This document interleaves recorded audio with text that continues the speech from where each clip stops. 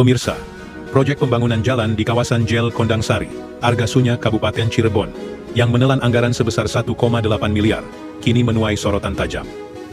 Pasalnya, proyek yang seharusnya menjadi akses vital bagi masyarakat tersebut, justru diduga kuat tidak sesuai spesifikasi teknis, spek, yang ditetapkan. Hasil investigasi lapangan yang dilakukan oleh tim media cybertni.id menemukan berbagai kejanggalan. Lapisan aspal yang seharusnya menjadi inti kualitas jalan, justru hanya ditaburi campuran aspal tipis bercampur pasir dan tanah.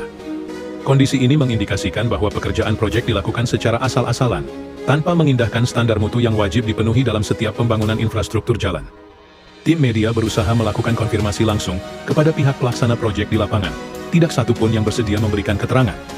Pihak kontraktor seolah-olah menghilang dan menutup diri dari pantauan publik. Ketika awak media mencoba meminta klarifikasi ke instansi terkait, yaitu Dinas Pekerjaan Umum dan Penataan Ruang, PUPR, Kabupaten Cirebon justru menghindar dan enggan memberikan jawaban. Bahkan perangkat desa setempat yang semestinya mengetahui detail proyek di wilayahnya ikut-ikutan bungkam, seolah menutup mata terhadap persoalan yang ada.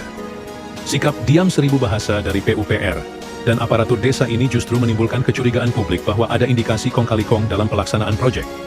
Padahal, anggaran sebesar 1,8 miliar bukanlah jumlah kecil, melainkan uang rakyat yang semestinya digunakan sebaik-baiknya untuk meningkatkan kesejahteraan masyarakat.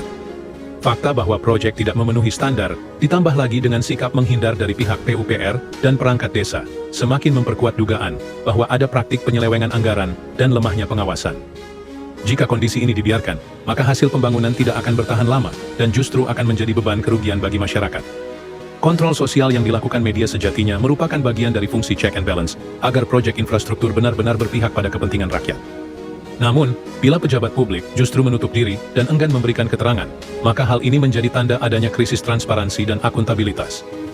Masyarakat kini menunggu sikap tegas dari aparat penegak hukum, baik itu kejaksaan maupun kepolisian, untuk segera menindaklanjuti dugaan penyimpangan proyek ini.